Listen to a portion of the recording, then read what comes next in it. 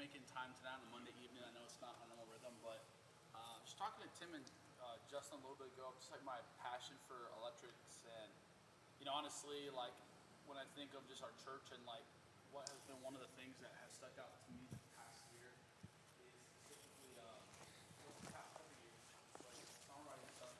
Like our electrics are a big factor into what we do for like songwriting. Like they do print like creative sound to our sound as a group. That's just different. I think that's true to every electrics on albums. You listen to Bethel, you listen to Hillsong, Jesus Culture, all these guys, and their guitars are just sort of a signature sound to the group. And I think that is very true to our church. I think we are all incredible electric players, and I really do believe that. I mean that. Incredible bass players as well. And I think from where we started to where we are now, like we just grown just because we're around each other. There's just similar interests. We want to get better. And my prayer is that as we just continue to grow and things like that, and that we would want to just grow together, and the reality is, it's not from this place of like, oh, I want to have better electric tones so we sound cool, or it's about, hey, like I want to create and perfect the craft of what I've been given so that it's an enhancement to the team at large.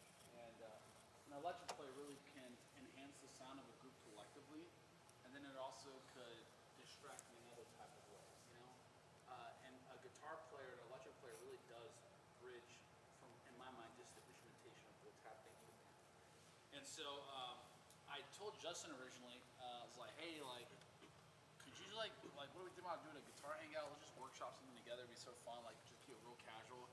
And Justin went above and beyond and put slides together, and we did the board last night. So Justin, just thanks for doing that. You're the man. Come on, give it up for Justin. Yeah. Come on. Yeah. He's always just going above and beyond my expectations, and I love it. And so anyway, I'm gonna give the floor to Justin. He's gonna just sort of carry the agenda for tonight, and then but before we do that, I'm gonna pray. Cool. So dear Heavenly Father, I just come before you, and I just thank you for tonight. God, I thank you for each and every single person in this room today. God, this is their heart for worshiping you above all things, God, and how that is our first call, is just to worship you. And Lord, that's not even just in our musical expression, but that's just in our lifestyles, Lord, living a life of surrender. That's to you, and that's what worship's about. But I'm so thankful that we get to share the gifting to experience it musically together. And so, Father, I pray that this conversation will be encouraging, that we would hear these next couple of words and these next couple of moments with Justin, and we'll just be inspired, be encouraged, and just want to give you excellence, Lord, and not of a place of striving to a destination we'll never reach, Lord, but really just striving to give you the best of what we have. And so, Father, that's what this is, and I pray that you bless this conversation in your name. Amen. Amen. Awesome. Well, I feel super grateful to be here, and also pretty not qualified. Like, I think you all are incredible guitar players. I think this is probably the most electric players that I've ever had in one church at a time. So it's cool. As I just look. Really unusual. Yeah. A bunch of our stories were like, oh, I was at church and like no one had an electric Yeah. guitar, or there was no, like if you play electric, you're like in demand. So Totally. Yeah. Which I want to be frank, you guys are all still in demand.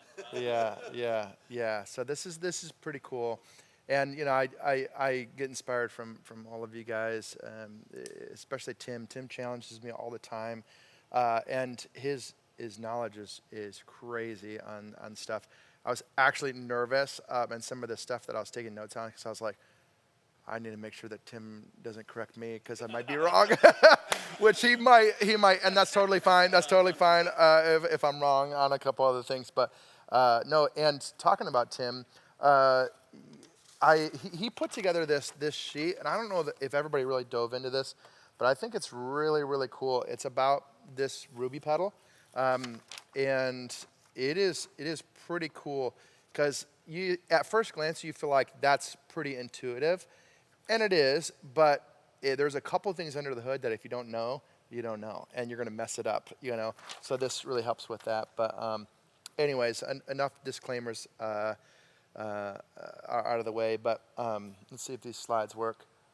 Boom. Okay, so I want to start off with just guitar to me is starting from a place in your heart, right? And so like making sure that your heart is right. So I think, this is on wall in the creative suite, like heart is one of our core values here. And so, I don't just want to come on a Sunday morning and just start like, noodling and shredding and all of this stuff, because like that makes it about me. And especially like if Jerian is trying to give some instruction to the band, and if I'm playing over that, well, man, I'm really just loving the sound of my own voice. And that is really not a good place to be when you're, looking at your heart. And so I think with the tools that we have and how loud we are, we're literally getting amplified. Like it is really easy for these things to slip out of perspective. And so I just want to keep that perspective of making sure that we have a good heart is really important. The next one is honor. It's showing honor to each other, preferring each other. I love when I get a chance to play with another guitar player, because just that interaction of, oh, what parts are you going to grab and what parts can I grab and stuff like that. There's in every single interaction with everybody in this circle, I've always felt an incredible amount of honor towards each other. And so I think we do a really, really good job at that. And also honor might look like preferring Jerian's preferences over our own. And so there have been times where Jerian's asked me to do something which probably wouldn't be my go-to or my preference, but it was what he wanted, and then eventually actually really started enjoying it along the way too. So I think there is something to be said about, just showing honor to the leadership. I think that's really good. And then just keeping positivity, I can get down on myself, when I'm hitting wrong notes, and like I'm pretty nervous. I'm leading this conversation about guitar, and like I'm probably gonna biff a note tonight, but I just need to keep a positive attitude with that and just go, look, I have a lot to offer the conversation of guitar because I've been around and I love researching it, and I've owned a bunch of guitars and a bunch of amps and stuff like that. Am I the best guitar player in the world? No, not even close. But it is, I feel like I have a lot to offer. So I'm just going to make sure my mind stays positive in this, because it's not a competition. We're not here to one up the person to our left or to our right. It's really just to bring God glory. And so I think it's just important to start with these core values and how they apply to the electric guitar. There was one more slide that I was missing on here, and it's two scriptures that actually talk about music. One of them is in Psalms 33:3, and it says, "Sing to him a new song and play skillfully and shout for joy." So play skillfully is really important. I think that in some smaller churches, I'm glad in Getty is not one of those, but it's like, yeah, anybody who wants to play, even if you're terrible, come on. Like, no, it says that you need to play skillfully. And the next scripture supports that as well. It's in 1 Chronicles 25. It says, all the musicians were trained and skilled in music for the Lord. They were trained and skilled. And so just by you guys being here tonight, it proves that you guys are wanting to grow and wanting to contribute to the conversation about guitar. So I think that's kind of fun. So one quick story. I was playing at Central Wesleyan down the road. That's the church I grew up at. And there was a worship leader. His name was Micah at the time. And I was playing an acoustic guitar, and we record all of our rehearsals and post them at Planning Center afterwards. And I was kind of timid, and then he told me, he said, "Justin, you're playing that guitar like a girl." And that made, it crushed me. It just broke me to my core. It was probably 04 or 05. Yeah. And so the playlist that I played was mostly a girl guitar player before this, and that was intentional because I was like, hey, girl guitar players can play, Yeah. So anyways, just a fun story. I want to talk about just a couple guys that are in this conversation. Of course, there's a million guitar players. We talked about a bunch of them and stuff like that. But the list I'm about to give you are guitar players that I feel like are contributing right now to the conversation of specific worship guitar, okay? I'm not a shredder. I think you guys all know that. But I would consider myself a solid guitar player in the worship world. Like, I have dedicated myself to worship guitar playing, and I love it. I actually like that genre. I like those tones. I like those things. And so these are some musicians that, and I'll walk through a couple of them, but the Tone Shepherd. By the way, these are all the Instagram handles. These are Instagram handles. The Tone Shepherd is an awesome resource. He is actually a worship pastor at a church in California. His name is Devin Bumstead. And the dude has just got like a great balance between amazing guitar tones and like a really good heart when it comes to guitar tones. He makes presets for all of the Strymon trifecta, for quad cortex, for fractal, for all of them. And just his perspective is really, really good. Recently, I hate spending money on like presets because you can build them yourself. But I caved, and I bought all of his presets for his Strymon trifecta. So I have every single one of his reverbs that he's ever made, his delays, and his modulation effects. And I can go through a couple of them if you guys are interested in hearing those. But he profiles some amps for Tonex and stuff like that. Great. Jemmy Gems, he lives in Holland, Michigan. And he just moved here from Australia. He was part of Hillsong, and he's an unbelievable guitar player. We talked about Nigel. I think Nigel's like a mentor for him. Yeah, he is. Yeah, he worked with Nigel. He just moved here. Yeah. He's a monster. He's a monster. David Hislop is one of the Bethel guitar players. He also plays for Brandon Lake right now. He also has his company is right underneath it, Tone Factor. So he builds presets for all of these as well, Tonex, and they revolutionized IRs. And if you guys aren't familiar with IRs, that's impulse responses, which are like capturing the cabinet of a guitar and the speaker. And Tim owns a couple of his, and they call them XR IRs, which are extremely realistic impulse responses, is what it stands for. And they're crazy good. They do most everybody's doing IRs, and then they came out with a XR IR, and they compare in a video their IRs to their new XR IRs, and it's mind-blowing. And then they take their IRs and they hit an A/B switch and they go to their amps, and you can't tell the difference. Like, it sounds exactly the same. It is pretty nuts. So he's just a crazy good guitar player and owns this company, Tone Factor, which makes presets for all that stuff.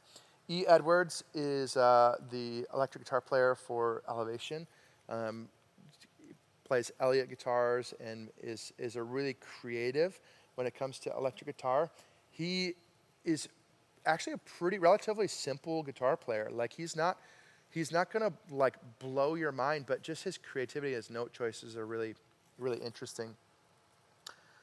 B. Mitchell, there is a thing called Worship Tutorials, if you guys aren't familiar, but he's one of the guitar players. I don't love his stuff, but he is contributing a lot to the conversation of modern worship guitar right now, and so he's pretty good. Jonathan Lee is one of the Bethel guitar players as well, an Asian guy. He's very, very good, and he has a lot of the spiritual background and is a very discerning guy. And when he plays the guitar, he's discerning while he's playing, and I just love that perspective.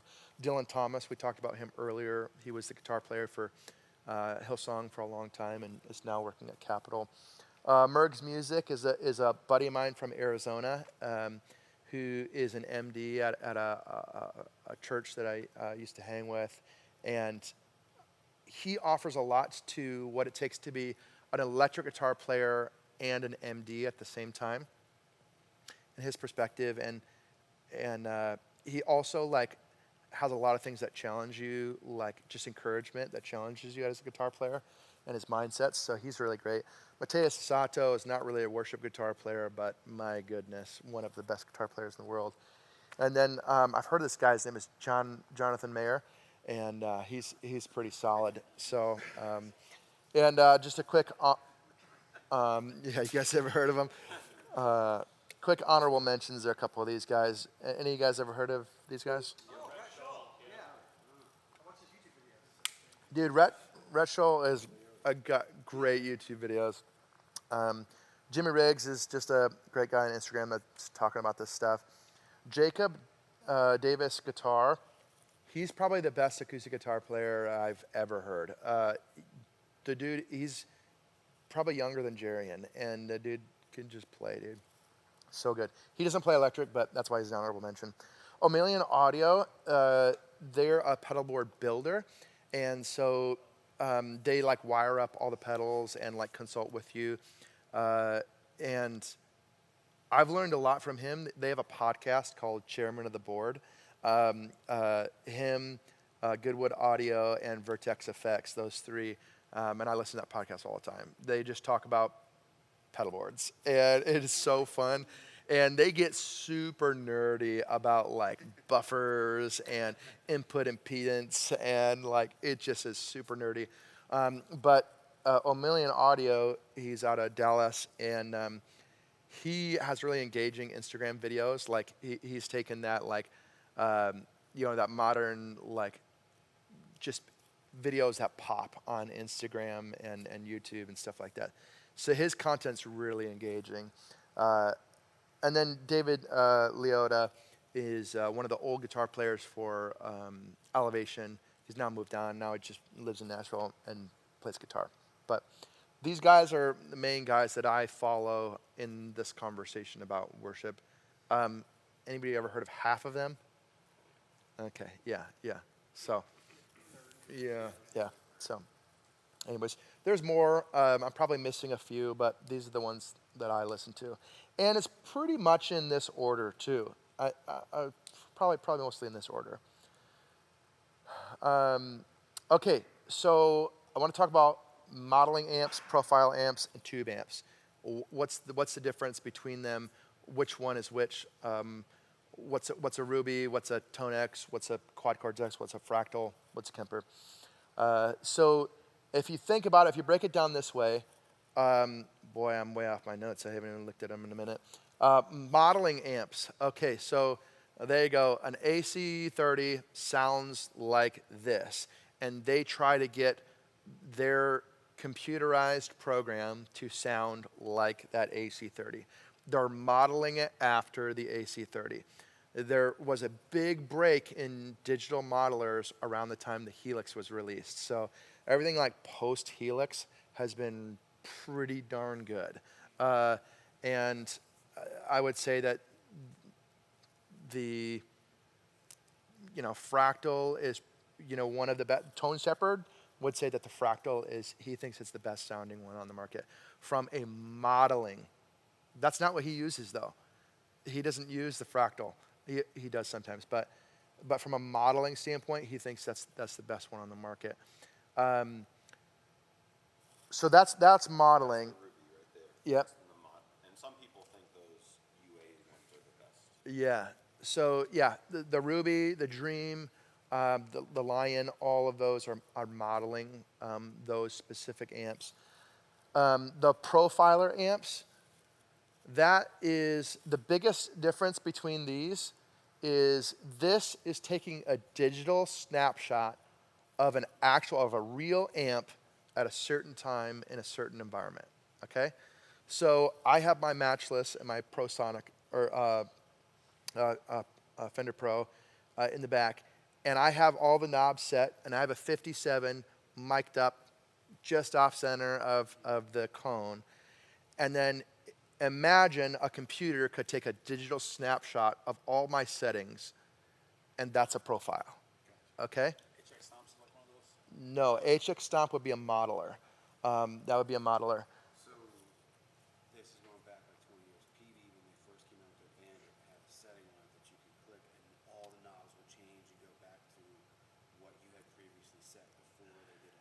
That would be like that'd be like a digital preset. No, because I mean, this is a completely different device. Okay, so for instance, you know, these two Tonex on the bottom here, these are profilers. They don't have any sounds in there that are just like Tonex sounds. These are all actual amps, real amps that were captured at that setting with that mic in that day in that studio, and they digitally snapshot that and then imported it in there.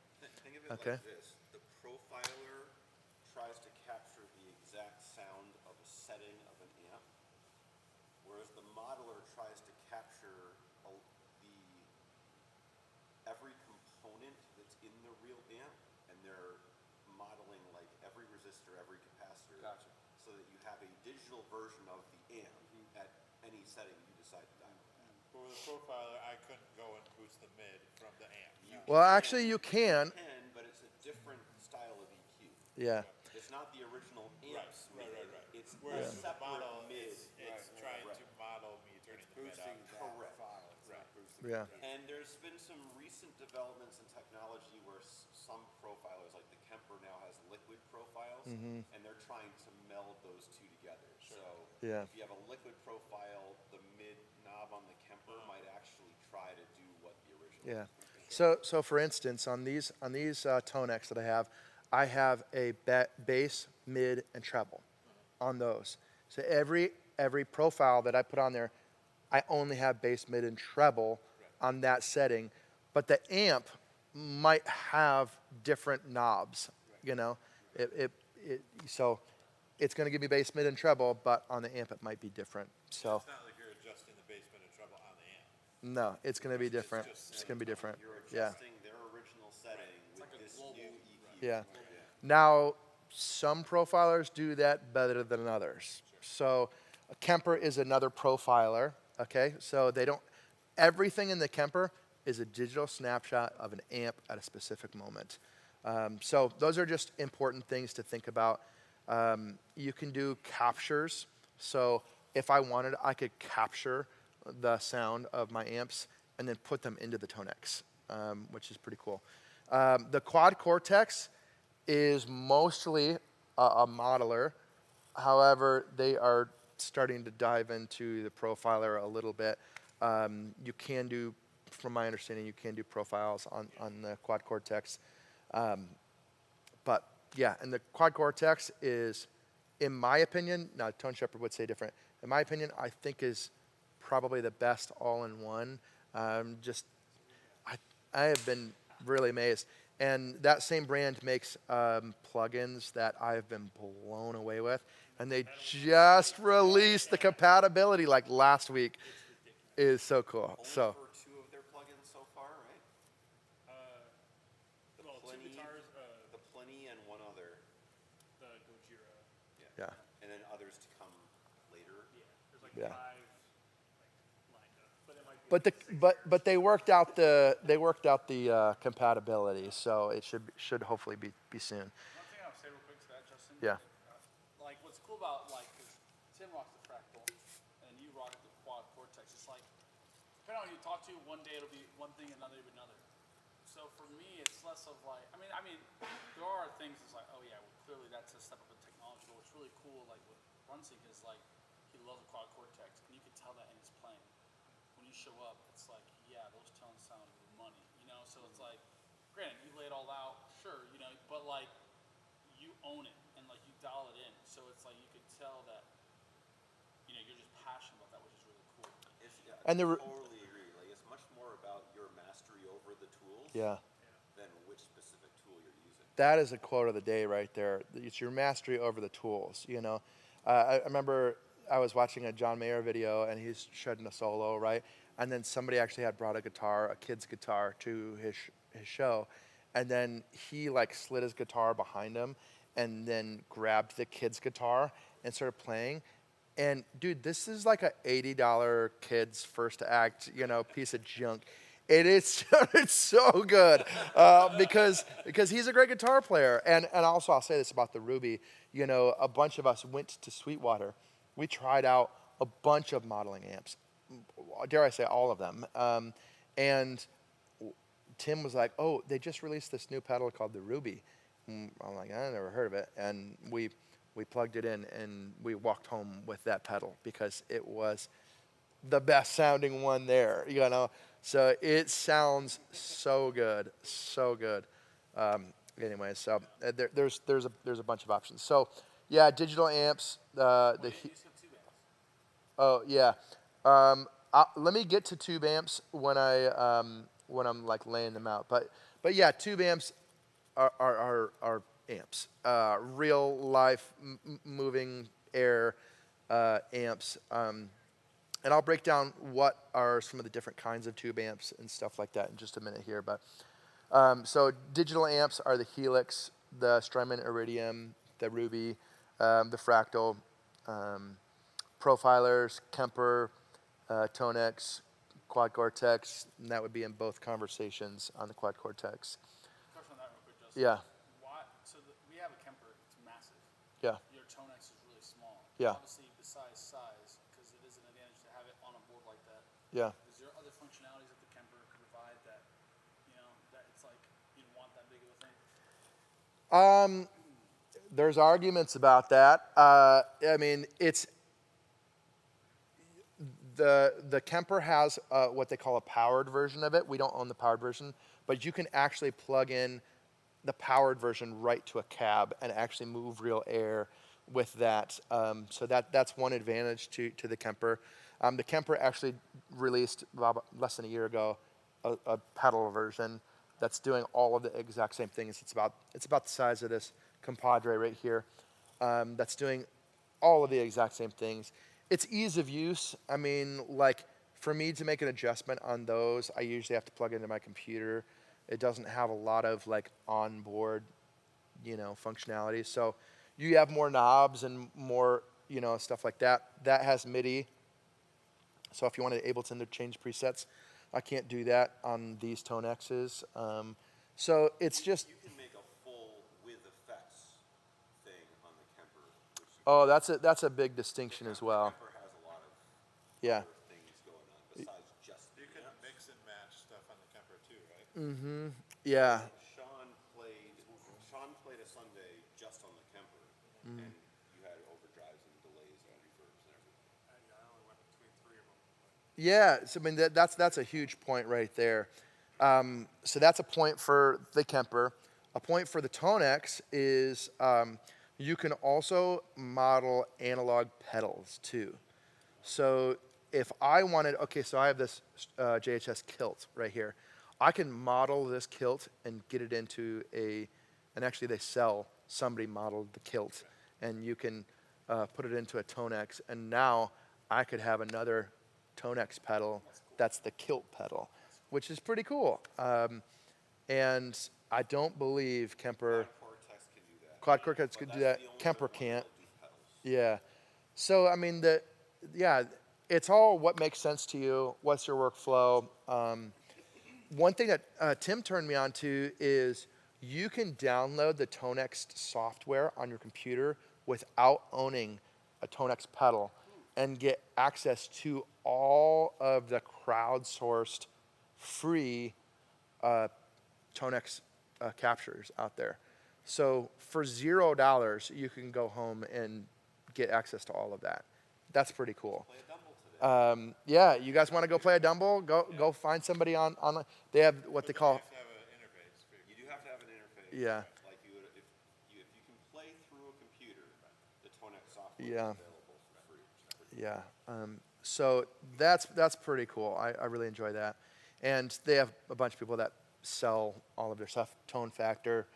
Oh, I'm surprised I didn't have Teddy Tones on there on the Who to Follow. Jake Faber. Jake Faber, guys. He's probably first or second on the list for me. Jake Faber.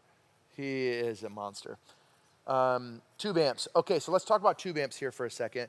I'm not going to go like super deep on this because Not a lot of us are using tube amps anymore. First of all, you have solid state amps as well. Don't play a solid state amp. There's only one good one on the market, and that's a Jazz Chorus 120. And then past that, the rest are trash. So don't play that. God, it reminds me of There's no mojo. There's no mojo. Okay, but tube amps. There's really 4 main types of tube amps. Okay, and they're the different power section of a tube amp. So you have EL34s, which would be like a Marshall Plexi. A lot of the Friedman amps are EL34s. Some Orange amps are EL34s. Those are more of a high gain, Marshall sounding amp, right? So a lot of the players that you heard on the way in that are tapping and all of that, probably a lot of EL34 style stuff. Not super my cup of tea, but that's just a personal preference. EL84s, so that would be Vox amps, Vox AC30s is EL84. You have matchless amps, which are based off of Vox amps. Those are EL84 amps mostly. The Morgan AC20, which is also modeled after the AC30. Everything is modeled after the AC30, guys. The Ruby, everything. The Ruby, an EL84 style amp. So they call that the British tone, okay? So when you're looking for the British tone,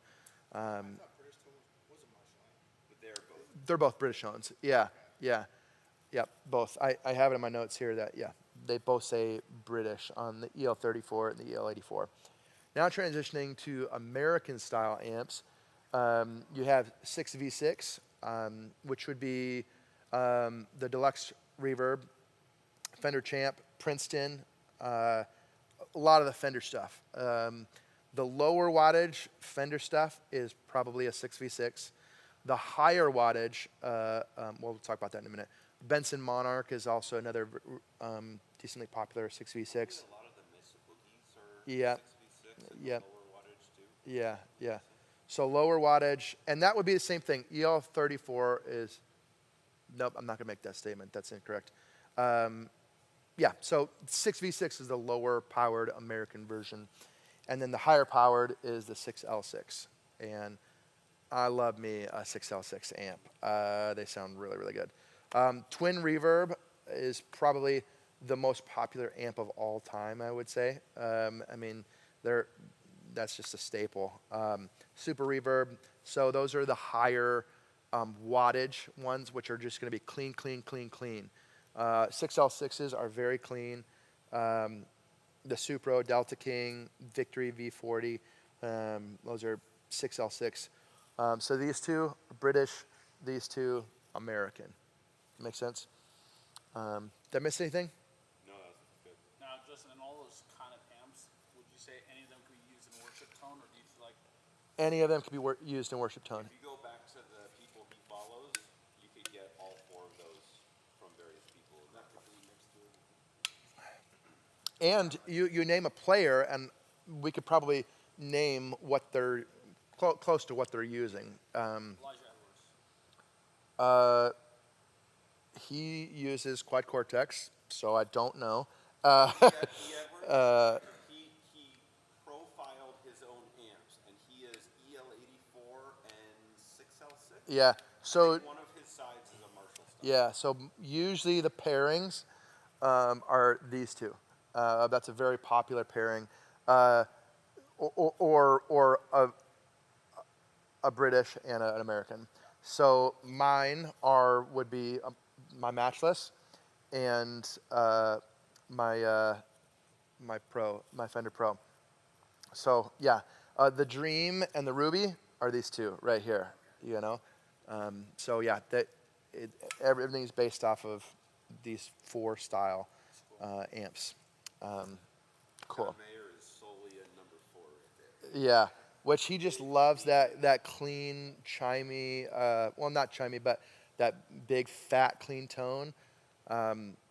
Morgan makes a SW50, which is a 50-watt kind of Dumble style, and dude, it just sounds so good, you know.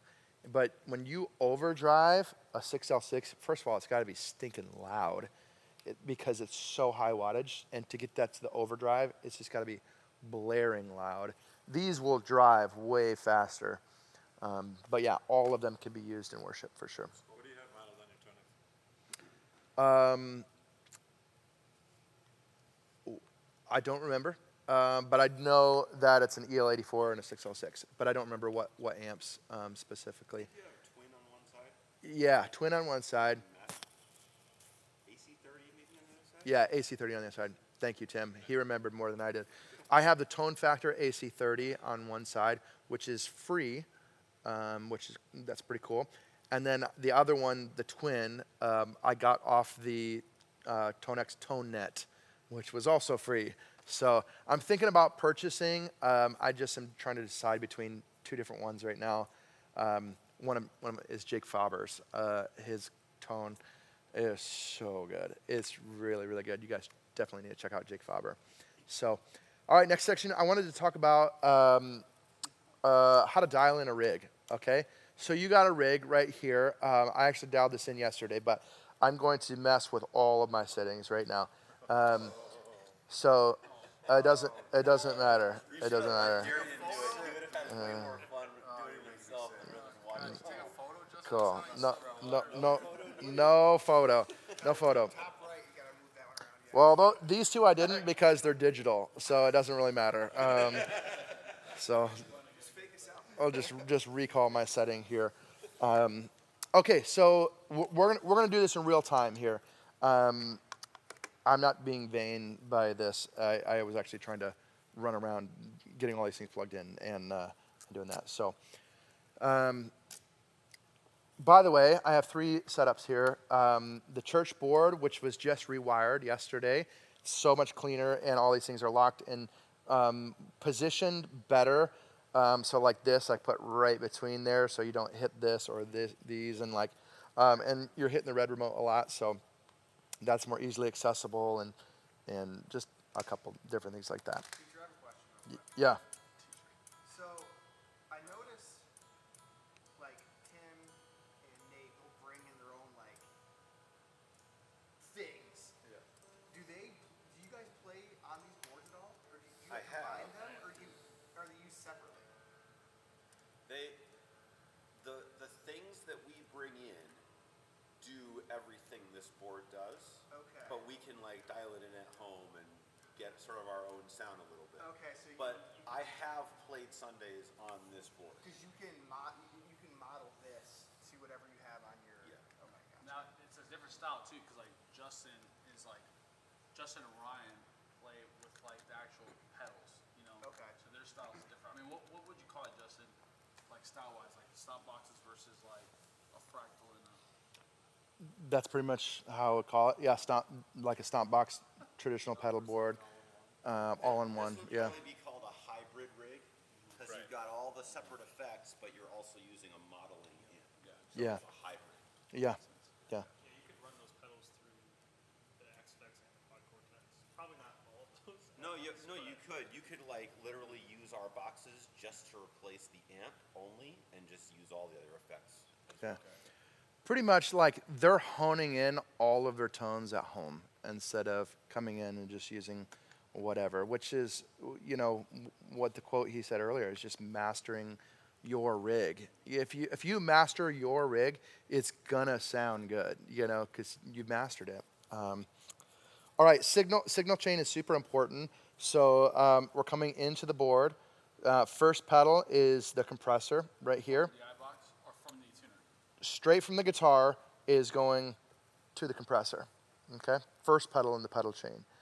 Then I go from the compressor to the Morning Glory, which would be what I would call my first stage drive. And then I'm going to the Tube Screamer, which is what I'm calling my second stage drive. And then I'm going to the Klon. I could have done that differently, and I might do that differently in the future. I might use the Klon more as a boost, but for right now, that's how I did it. So 1, 2, 3, 4. And then I went to the volume pedal and tuner after that. Why did I do that? Because when I fade this up, I want it to have the same drive level, so the same amount of distortion when it's at 1 than when it's at 10, okay?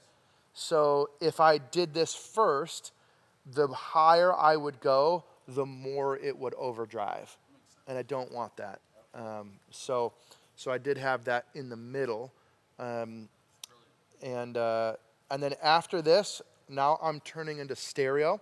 So I go mono in to the delay, and then I go stereo out to the reverb, and then stereo out to the Ruby, and then stereo out to the DI box on the bottom, and then you of course have your outs in XLR because the DI box is on the bottom. Does that make sense?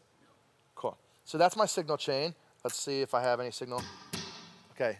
Remember, I trashed the sounds, so it probably doesn't sound very good. Not terrible.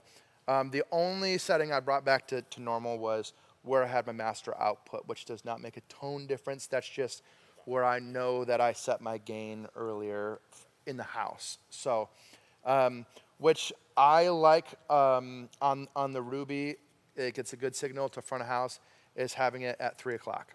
So 3 o'clock, first thing you do, just make sure that this thing is at 3 o'clock, and then you can make it sound how you want it to sound. So, cool. Does that bring down the type of guitar you're playing? Nope. It will drive differently, but your master out is always going to be your master out. It will compress before it hits that. I mean, maybe a dB or two at most, but no, it's just, yeah, it'll be about that.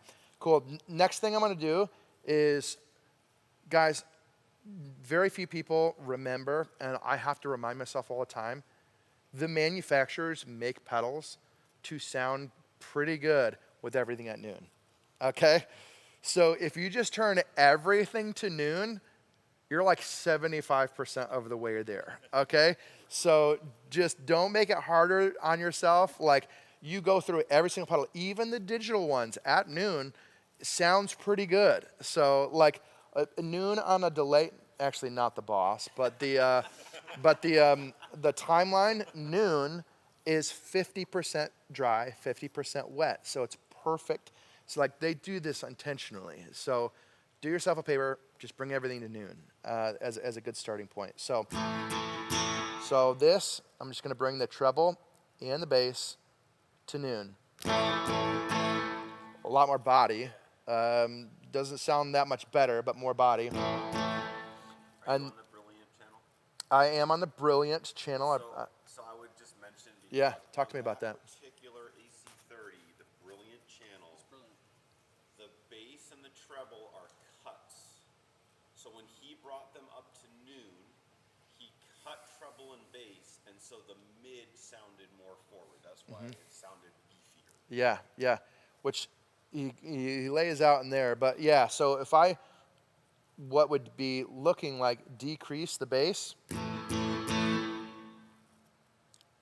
Oh, wow, okay. So that was bringing it all the way up. The bass Yeah. Cool. By the way, I turned off all processing at the board other than a high pass filter. So there's no compression, no anything, just a high pass filter. Okay. Still sounding really bright. Why? Because there's a cut right here. So I'm gonna bring the cut to noon. Oh, so much better. A lot better.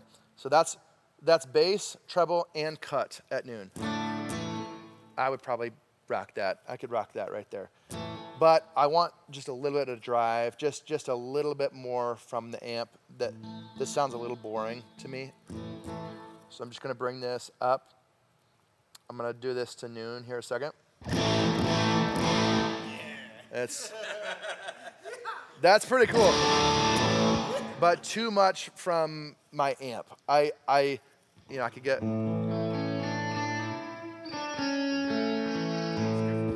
I can, just by playing softer, I can clean it up. It's just playing. But that's too much drive for me. That was noon.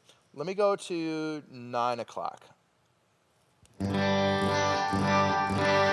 A lot more like edge of it, you know. Still not super exciting though, right? Like it's fine. It's pretty good. I want just a little bit more excitement, so I'm going to bring that up to maybe like 10:30. I know this pedal because I own it.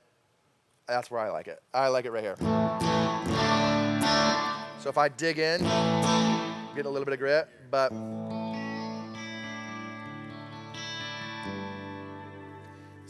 I can clean it up just by playing a little bit quieter.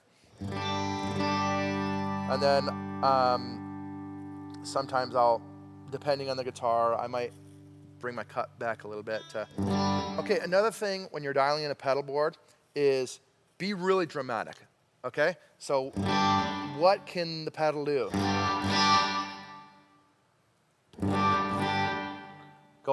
Go to 0, go to 1, and then go to 10. You know, what can the pedal do? Or 11 if it goes there. What movie is that from? Spinal Tap. Nice, nice. By the way, on the Digico consoles, they actually go to 11.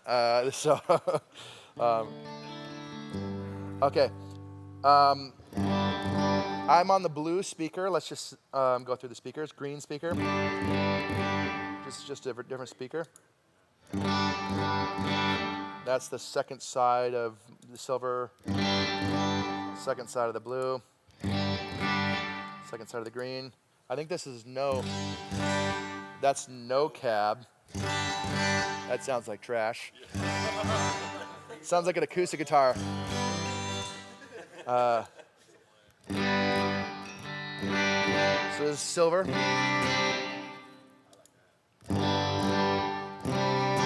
is blue. I'm normally a blue guy, but silver sounded pretty good too. What do you guys want to do? I like blue. Blue?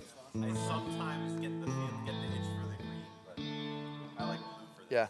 But these are based off of speakers. It's called a blue back, Alnico blue back, or a green back, you know. I don't think they call it a silver back, do they? Yeah, they do? Some really old Vox amps came with these silver speakers.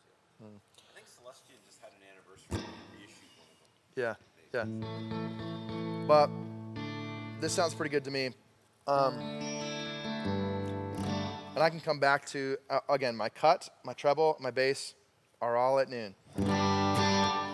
My boost, I don't usually use this at all because there's an activate and a deactivate. As soon as it's on 0, it deactivates it. But even on 1 is like, it's like a little bit much for me. Anyways, I don't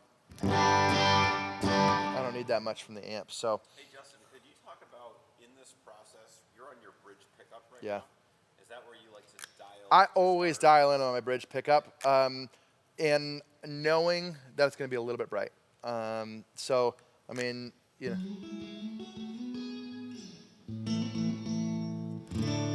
So this is my I'm sorry, my neck pickup now. So this is a little bit darker.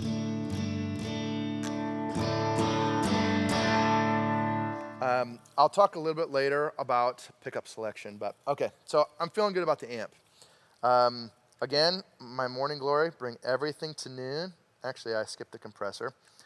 Okay, so your in is like how hard it's going to hit the compressor.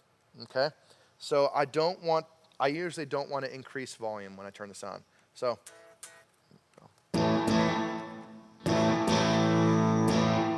Sounds pretty good right there, actually, to be honest with you. I'm going to turn the dry off. So that means my uncompressed signal is off. Everything you're hearing is now compressed. I'm going to do my in and out at noon. Too quiet. So when I turn it on, it gets quieter. So I'm going to probably bring down my in, bring up my out. My ratio is, I don't know how much you guys know about compressors. The lower the ratio, the less compression. The higher the ratio, the more compression. I usually like it around noon or maybe slightly below that, 11 o'clock. 11 o'clock, that's probably like a 8-to-1 ratio. So 8 dBs in will produce 1 dB, okay? You don't have to understand that to know. This one has a nice little light. It's the soft to loud range getting compressed together is basically. Yeah. Know that the attack and release on this are the same backwards as this is, okay? So you go up here and you do that down, you think that that's fast. It's actually slow, okay? So just keep that in mind as well with the attack and release. So I have my ratio at probably about an 8-to-1. Attack is a little bit slower, which means you're going to hear the transient. You're going to hear that spike, and then it's going to compress immediately following that.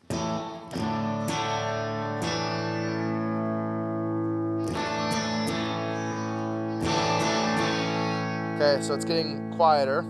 So I want to either increase my out, or I can bring in some of the dry too.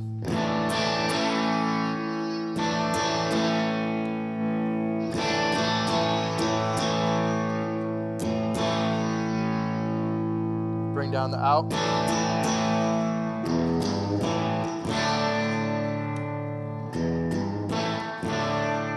So it's not really getting much louder now, maybe slightly. I'm gonna bring down my out a little bit to bring down the volume, but I want the volume to be about the same, but I want it to feel fuller. I want it to feel more massive and sustain a little longer. Is kind of.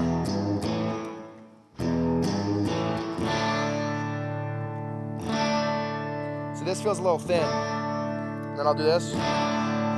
Just feels a little thicker, a little more meaty, right? And listen, sustaining a lot longer too. So feel good about that compression. Doing this, everything at noon. I know it's Morning Glory. It's been on my board since it came out. And so everything at noon sounds pretty darn good. So that's pretty good tone right there.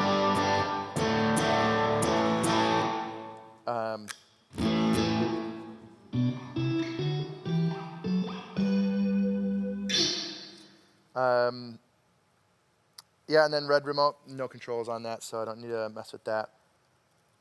Bring my, oh, and I always should double check that it's not getting quieter or louder. I don't like to get louder until maybe I get to this stage.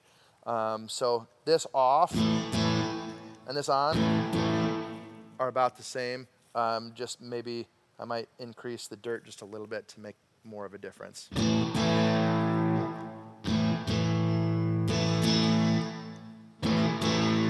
think it sounds pretty good.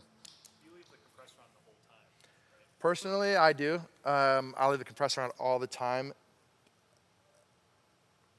There are occasions where I turn it off, but it's very rare. I want it to level out my playing a little bit. I want to have more sustain. I want to, there's probably not a lot of times where I might turn it off if I was tuning or swelling, or if I have a noisy rig, I might turn it off, because it's also bringing up the noise floor. It's making the bad power sound worse. So, all right, let's bring this all to noon. So. I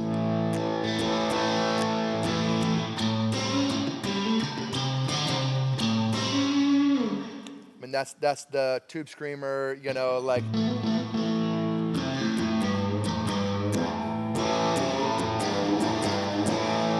I mean, that's everything at noon. Sounds pretty good, not bad. I think, yeah, we'll just leave it at that. Is it getting louder? Not really getting louder, maybe a little bit louder. So maybe I'll bring down the level just a little bit. Cool. Then the clon. Here's everything at noon.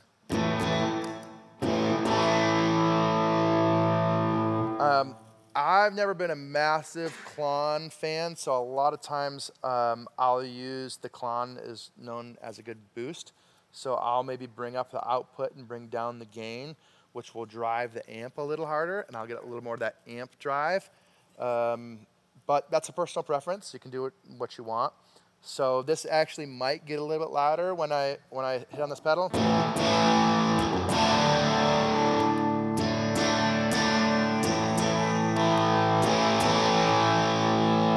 But I have the gain lower, so you're probably hearing a little bit more of the Ruby's gain. Personal preference. If we did it the opposite way, did the gain higher and the output normal.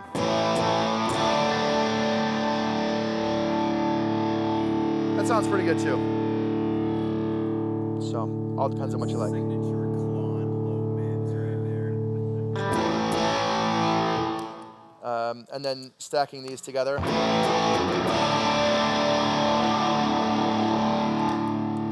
Or the red remote. I mean, to me, that cuts, and What is the red? it just it boosts the Morning Glory's gain. Okay. So if you have it normal, it actually boosts the volume a little bit too. So I'm using that on usually like a solo or like a part where I want a little bit more gain. Cool. I'm not going to go into wet effects because I'm going to go into that a little bit later. But pretty easy, right? Dial in your amp, bring everything to noon, and then try to not make every pedal get louder. I mean, you can. There are some people that do that. Jake Faber is actually challenging me on this one a little bit. Like, the way he thinks about guitars is so different. And I like some of his perspectives and some of his thoughts on that. So, cool. Real quick, any questions before I dive into the next thing? All right. Would it be possible before we're done to do that on my guitar? Totally. Yeah. Whenever. Yeah. But just That sounds very great. different style guitar than that. Yeah, definitely. I want to ask what too is like Isaac and Ryan, like Justin helped dial in like the church bass board with them, and I mean sometimes you still have to move it around from where you last left it, but it's a great home plate for them to go. Yeah, this sounds really good. Maybe minor tweaks on the bass, but Yeah, love it. I have probably a question I might have missed when I was going for a couple minutes ago. I noticed, and I don't know if you noticed this, sometimes when I switch from the overdrive just to the regular drive that we have, obviously we want it to be cleaner and quieter, but it almost falls out in sound. Then the volume's probably a little bit too hot. Yeah.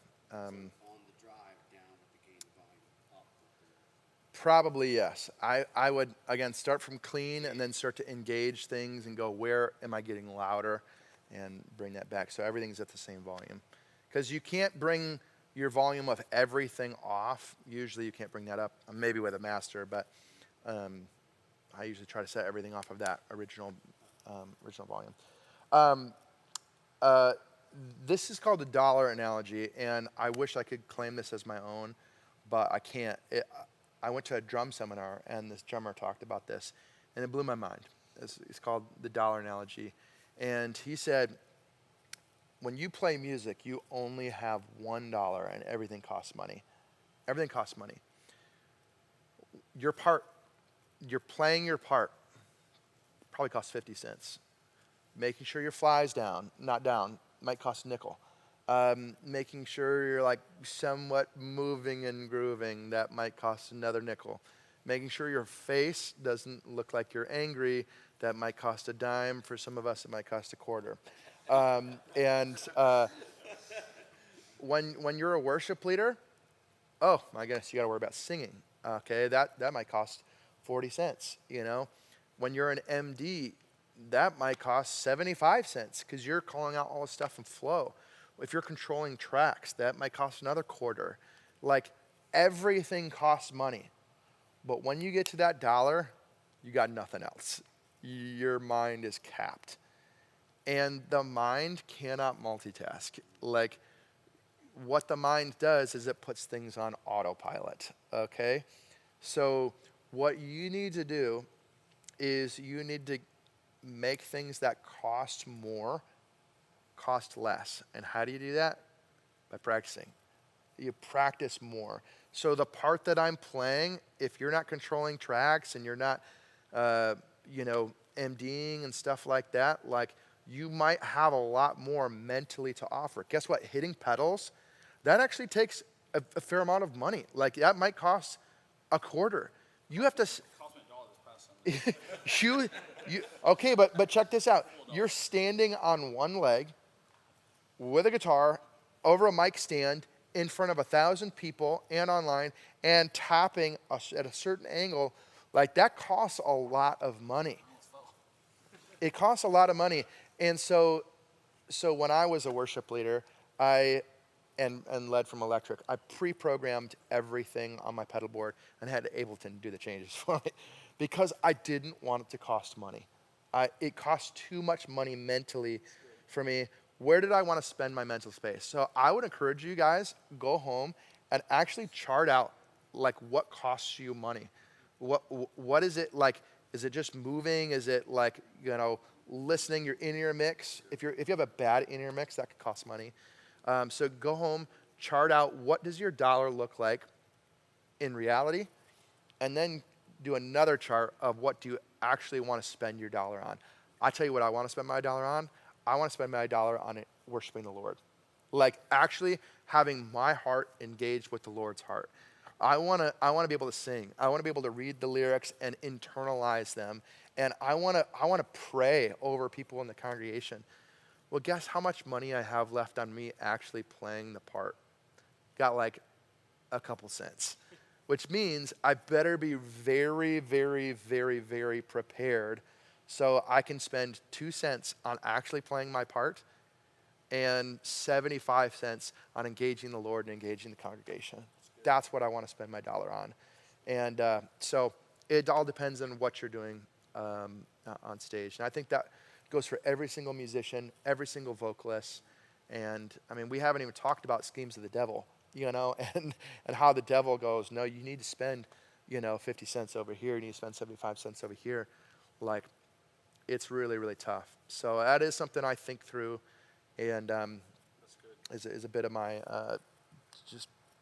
mindset and my philosophy on a couple of those things. This same drummer had a couple quotes that I do a poor job at, but I have been reminded of how good these are. This guy's a professional drummer, has played with many bands that you've heard of. And he said, it's either impossible or it's easy. There's nothing in between. And so, it's impossible for me to do 132nd notes in perfect time. It's just not going to happen. That's impossible. But he wants to practice to the point of everything becoming easy. So it's either impossible or it's easy. And one thing I've learned about electric guitar is the more you practice it, the better the tone gets. The tone actually improves because just how your fingers are flowing, like the more you know the song, the better the tone gets. He said a lot of people think that 90% of practicing is until they can do it, and then it takes 10% to get to easy. He says no, it actually takes 60% until you can accomplish it, and it takes 40 more percent until it's easy. And so you really, really got to work. So don't practice until you get it right. Practice until you can't get it wrong. I think it's even way more than that. Yeah. I feel it's like 20-80. Yeah. To play it till you never get it wrong. Yeah. That's got to be like second nature at that point. Totally. Yeah. You want to put that on as easy as breathing for you, right? Right? Because breathing doesn't take up some of your dollar, So, yeah. Yeah, I want to speak with this instrument. This is my instrument to worship the Lord with. And, I might not have a microphone, so I am going to worship the Lord through playing this instrument. So, size matters, guys. Size matters. You were just setter. Size matters. I'm talking about pick size and I'm talking about string size. Okay, get your minds out of the gutter. So just a couple things on picks. The thinner the pick, the more percussive the sound. Okay, so you're gonna have a very percussive sound. The thinner the pick, the thicker the pick, the sharper the sound. It's gonna be very sharp sounding. Have you ever played with a quarter? Playing with a quarter is very sharp sounding. It's very bright and shimmery and shiny, and I think you have a little bit more control with thicker picks.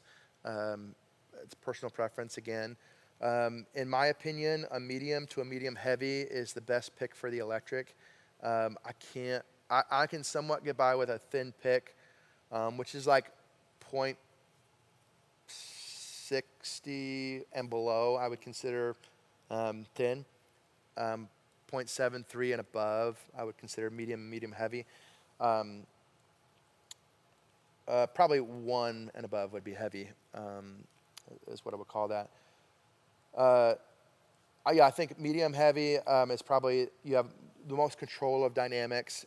It's a little bit brighter to cut through the mix, but it's not as shrill as mega picks that are, 1.5 and 2, which I think can get a little bit on the brighter, shriller side. I currently use a 0.88, which is the green Tortex. I've used this pick since 13 years old, maybe. Tried a couple other ones and always go back to it. String size is usually measured by the high E string, so the thinnest string. A 0.8 is very thin, very, very, very thin. That's like extra light. And then 9s would be light. 10s would be medium. 11s are pretty thick, medium heavy. And a 12 is massive. That's acoustic guitar. Acoustic guitars are normally 12s. But some have said the thicker the string, the thicker the tone. So that's an argument that some people say. I usually do 10s. Is what I do. And know whenever you change the strings, string size, you have to get your nut filed. You gotta get your nut filed. So don't forget to get your nut filed because size matters, guys. Anyways, that's the pick I use, and these are the strings that I use. 10 to 52s are the ones that I use. That's a little thicker on the low strings than a typical light. Yeah, so it's usually 10 to 46 is what it is. I like sometimes a little bit thicker of a low end. I think we just bought bulk. I'm not sure if they're 10 to 52s or 10 to 46s. You can't post that. You can't post that. But I need the lobby for the music. You guys are live and I'm on. That's amazing. Thank you, Jerry. And I gotta mute this. Oh my goodness. Your microphone, your dog's just heard that size matters. I am so sorry. Jerry, can you go ahead and turn this off? Oh, actually, no, they can't hear this because microphone's not going through the house. So it's just the guitar. Yeah. Close one. All right. Oh my gosh, that's embarrassing.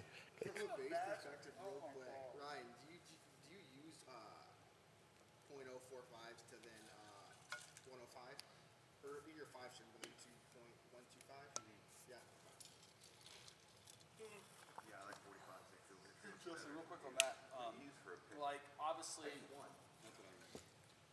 like, this is a very much preference kind of like world when it comes Totally. to size and stuff like that. Totally. But like from like people that you watch, and this is more of a question because I don't know either. Like, again, like worship sound is a sound, Yeah. Like, what would you say is what people are using most for those kind of things? Medium heavy.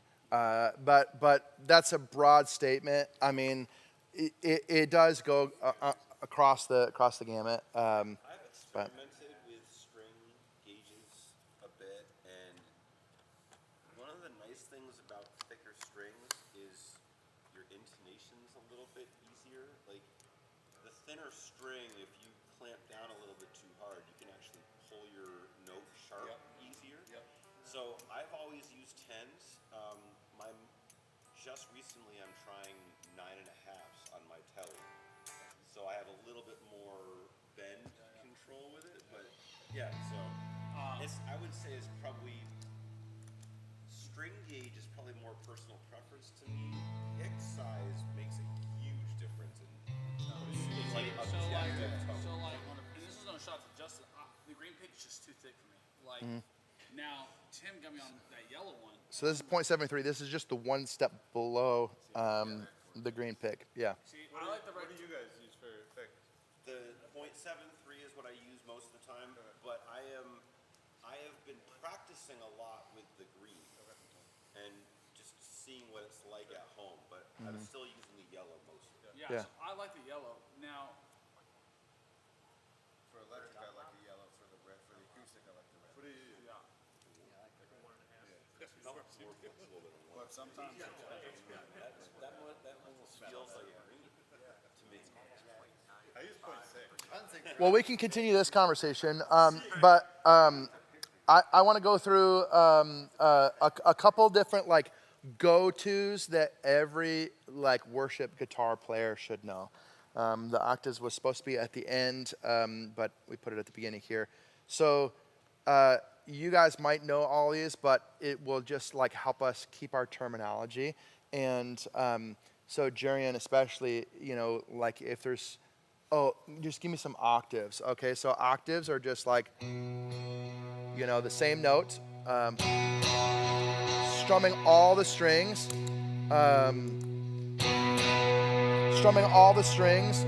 and then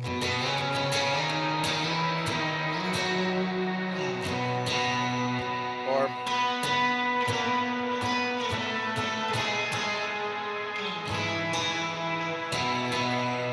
yeah, super. What's that? Was that Wally? No, not intentionally. So, anyways, my goodness, do I use that all the time? It sounds good with like a lot of.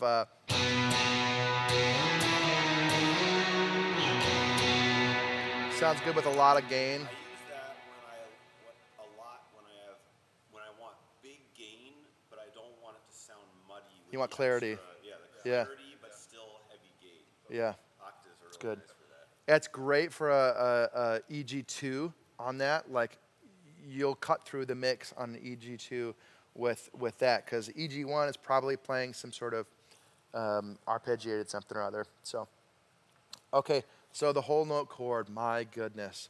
Do never overlook or think that that is lame, because it is the coolest thing. Okay, just literally just like, you know, like, I'm gonna play a sample here later, but like, you're going through a song and EG1, EG2, I don't care. Just give me like a good in time whole note that like rakes the strings.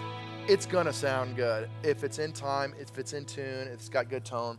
So obviously that's a pretty easy one. The whole note triad. Okay, you'll see me do this a lot. We're gonna talk about this a little bit later, but just 3 notes.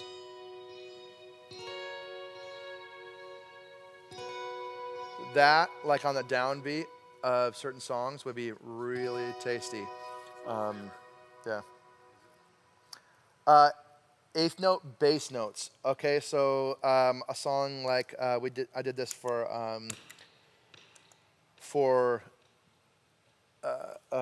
Promised Land, and Zach, who was producing it at the time, freaked out. He's like, "That's the tone. That's what I wanted," and he like started jumping. I was like literally just playing bass chords, bass notes. So it's like.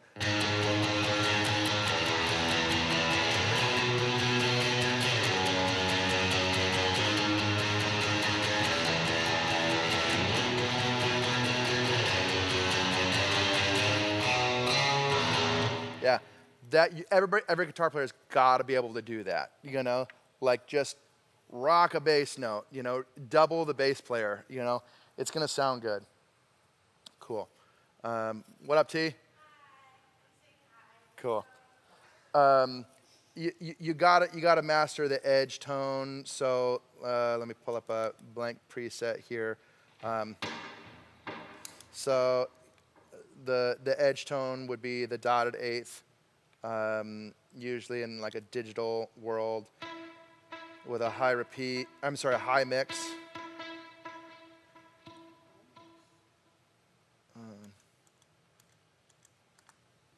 Like a. So you got to be able to know how to do that. Like, not like to play like the edge, but there's so many applications for like, you know.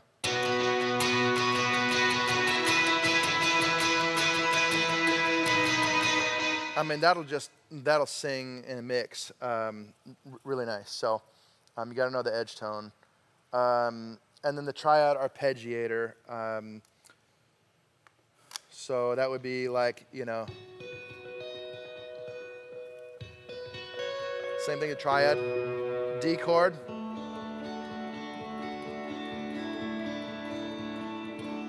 And you can do that all the way up the neck. The key of E, key of G, key of B, or C.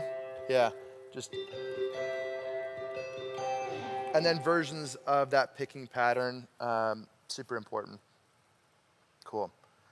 Which pickup should I use? Brighter, darker. Don't strum when you're on the bridge pickup. That just is muddy to me. Like that's not going to stick out in a mix. That's going to get you buried in a mix. So if I'm strumming, I'm usually here or maybe here.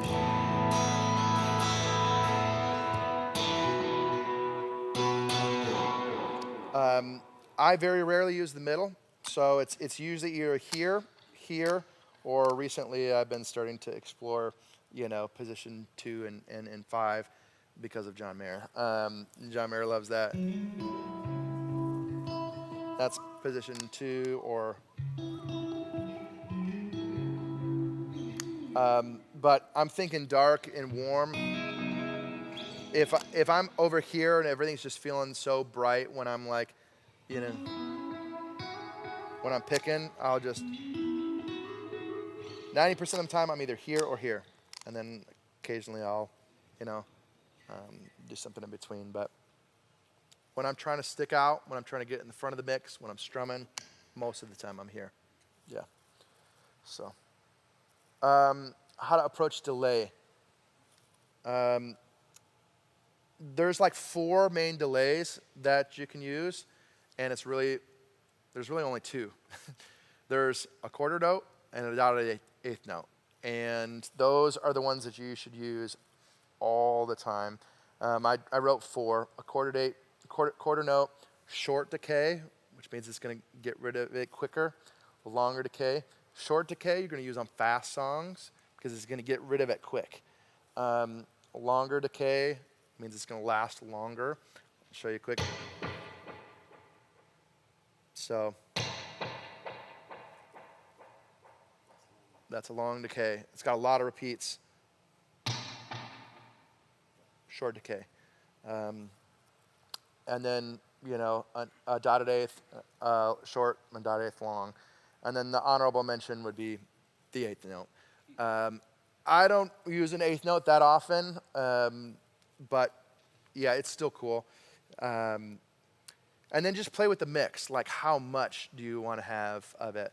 So don't get super like into the deep end of this. If you master the mix and the decay, or the mix and repeats, you're going to have it dialed in pretty good with a quarter note or a dotted eighth note. So yeah, we can dive into that further, but I think that's broad strokes. This is what I see most guitar players doing. Bonus points if you stack a quarter note and a dotted eighth. And that's really when you're going crazy. So, how to approach reverb. Couple different style reverbs that I like. I love plates, springs, spring reverbs. A lot of John Mayer stuff is spring. Halls. I put halls on here, and then I thought about it later, and I go, I actually don't use halls that much. you know, so I've kind of started to take those away from my rig. I use this as an always on, so there's actually a reverb underneath my board that's literally always on. So let me just show you what that sounds like. So that reverb that you hear,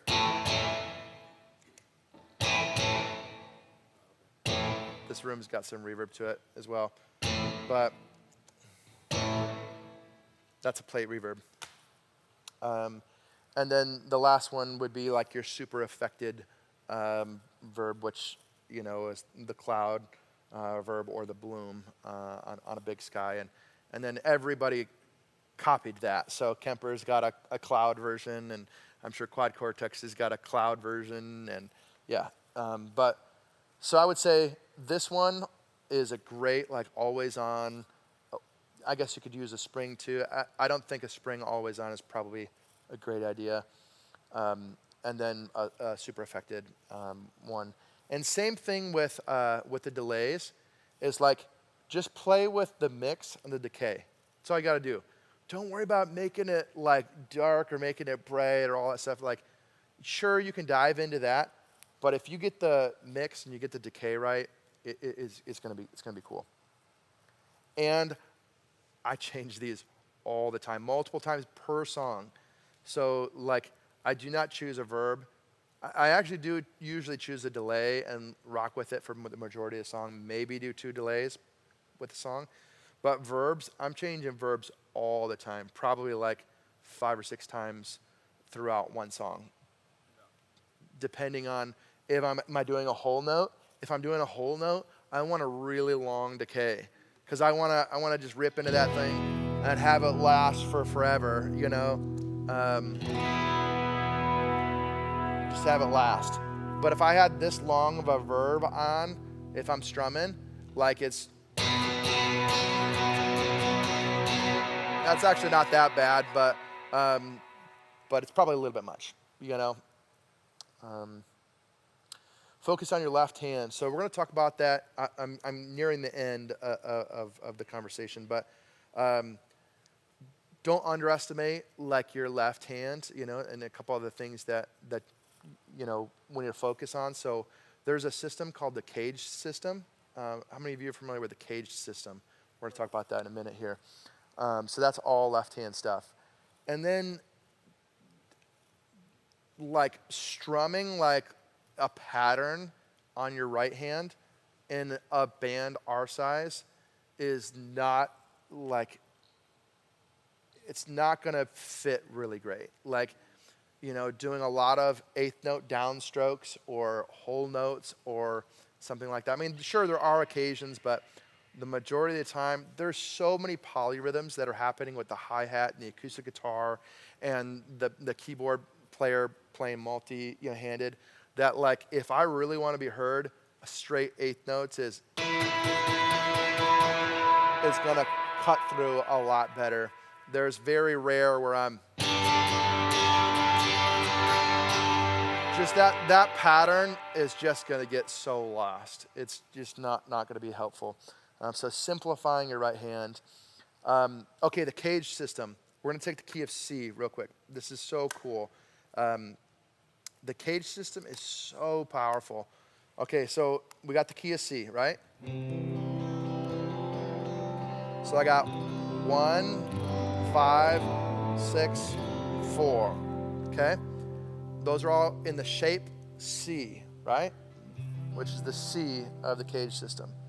Then you go to the A, and you can play all these things. If you look, it's like I got a capo on 3 right now. This is now still a C chord.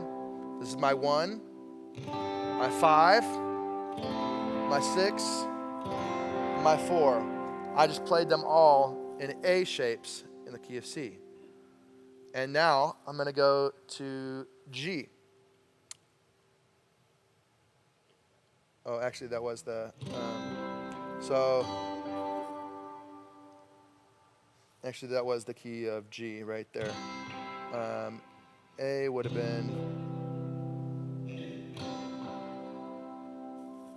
well, we're going to skip to E here a second. So we got E, right? So you think about an E, you got a chord right there. You got your E, 1, 5, 6, 4. Okay, so being able to do a C right here, a C right here, a C right here, and then the D, a C right here. So 1, 5, 6, 4. And being able to choose, okay, Tim and I are playing a song. If he's down here, I'm probably gonna choose something, probably right here. And the last thing I was just gonna show you guys, this was kind of a last minute ad, but I think it proves the like what you can do with the cage system. So I'm gonna go to the screen share here a second, and I'm gonna play along with Still Do Miracles, which is the song we just released, right? Or we're about to release. And this shows like different parts of the cage system with it. So I'm gonna just 1, 2, intro, 2, 3, 4. Let me make sure I got the right delay on real quick.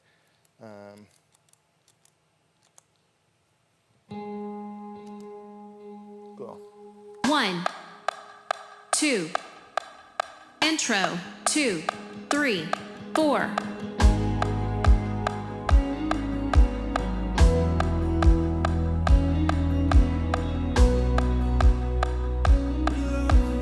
Verse. My God, my everything, I'm crying out to you.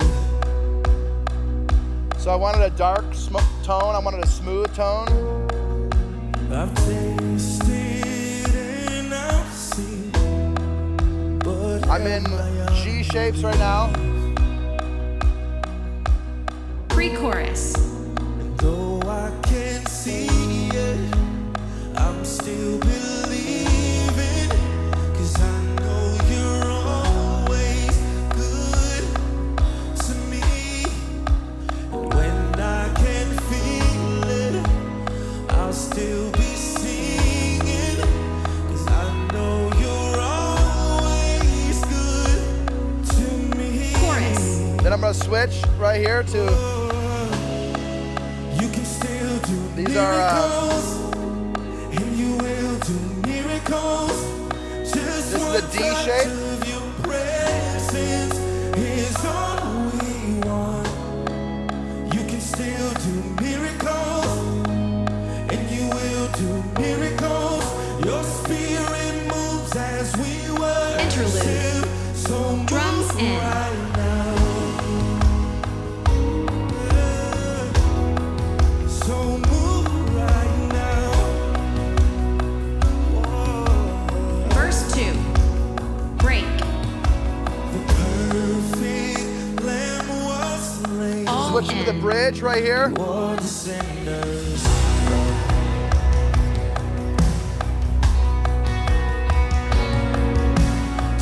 Defeating hell and grave.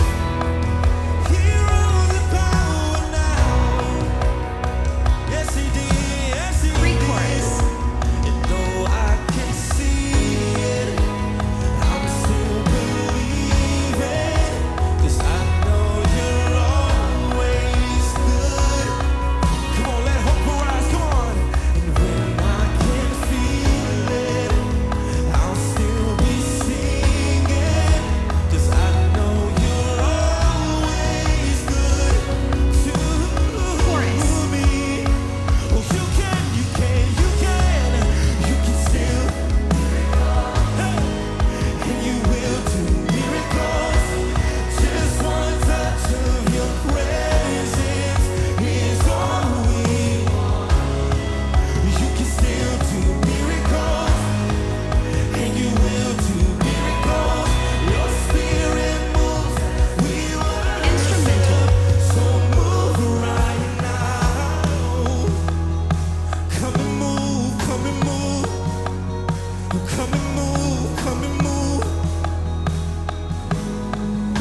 Let's declare this. If you say, I believe it, I receive it, and declare it. 'Cause all of my hope is in you, is in you. You're the maker and the author. You're the shepherd I will follow. 'Cause all of my hope is in you. Bridge. Come on, let's take it up a notch. Let's take it up. If you say, I believe it, I receive it. All of my hope, it belongs to you. It belongs to you. You're the maker. You're the author. Yes, you are. All of my hope is in you. Is in you. You can still do miracles. You will do miracles. Just you're always wanting. You can still do miracles. You will do it now. Let's do it more. Bridge. Come on. If you say, I believe, I receive it. Come on, whatever you're hoping for. Whatever you're believing for. Yes, you. Yes, you. Yes, you.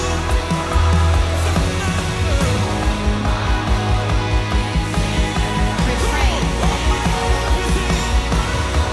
Trust you forever. I trust you forever. Forever. Chorus. You can still do miracles.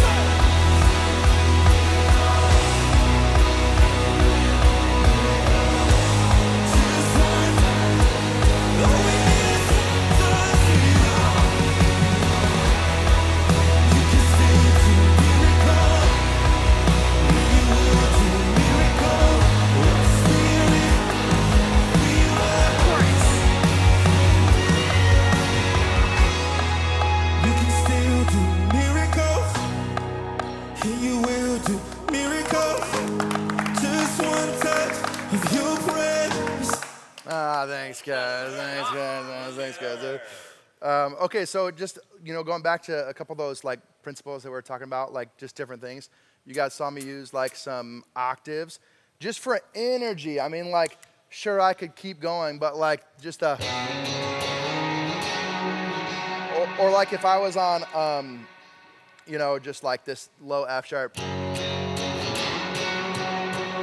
Like, how much energy did that bring to the song? It brought back so much. And then, like, most of the time, I was right here at the beginning of the song, like in this A range, right? Or G. Choruses, I was up here on this D. And then, where else did I go? Yeah, the whole time I'm just thinking, how can I create energy? How can I like add energy to the song? So a lot of like low and then bringing it up high, but finding your spots, and then figuring out like when you're gonna play that lead and when you're gonna actually like chunk some chords too. So,